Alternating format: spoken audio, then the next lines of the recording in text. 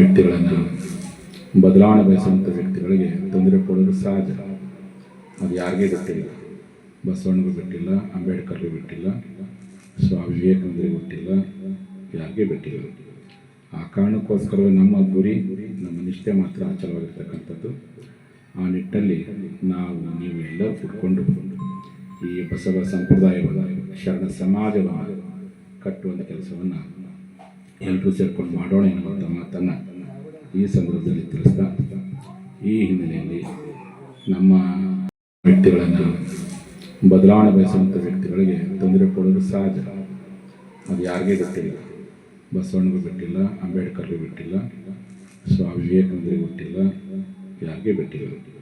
ಆ ಕಾರಣಕ್ಕೋಸ್ಕರವೇ ನಮ್ಮ ಗುರಿ, ನಮ್ಮ ನಿಷ್ಠೆ ಮಾತ್ರ ಅಚಲವಾಗಿರ್ತಕ್ಕಂಥದ್ದು. ಆ ನಿಟ್ಟಲ್ಲಿ ನೀವು ಎಲ್ಲರೂ ಕೂತ್ಕೊಂಡು ಈ ಬಸವ ಸಂಪ್ರದಾಯವಾದ ಶರಣ ಸಮಾಜವನ್ನು ಕಟ್ಟುವಂಥ ಕೆಲಸವನ್ನು ಎಲ್ಲರೂ ಸೇರ್ಕೊಂಡು ಮಾಡೋಣ ಎನ್ನುವಂಥ ಮಾತನ್ನು ಈ ಸಂದರ್ಭದಲ್ಲಿ ತಿಳಿಸ್ತಾ, ಈ ಹಿನ್ನೆಲೆಯಲ್ಲಿ ನಮ್ಮ ವ್ಯಕ್ತಿಗಳನ್ನು ಬದಲಾವಣೆ ಬಯಸುವಂಥ ವ್ಯಕ್ತಿಗಳಿಗೆ ತೊಂದರೆ ಕೊಡೋದು ಸಹಜ. ಅದು ಯಾರಿಗೇ ಗೊತ್ತಿಲ್ಲ. ಬಸವಣ್ಣಗೂ ಬಿಟ್ಟಿಲ್ಲ, ಅಂಬೇಡ್ಕರ್ಗೂ ಬಿಟ್ಟಿಲ್ಲ, ಸ್ವಾಮಿ ವಿವೇಕಾನಂದರಿಗೂ ಬಿಟ್ಟಿಲ್ಲ, ಯಾರಿಗೇ ಬಿಟ್ಟಿಲ್ಲ. ಆ ಕಾರಣಕ್ಕೋಸ್ಕರವೇ ನಮ್ಮ ಗುರಿ, ನಮ್ಮ ನಿಷ್ಠೆ ಮಾತ್ರ ಅಚಲವಾಗಿರ್ತಕ್ಕಂಥದ್ದು.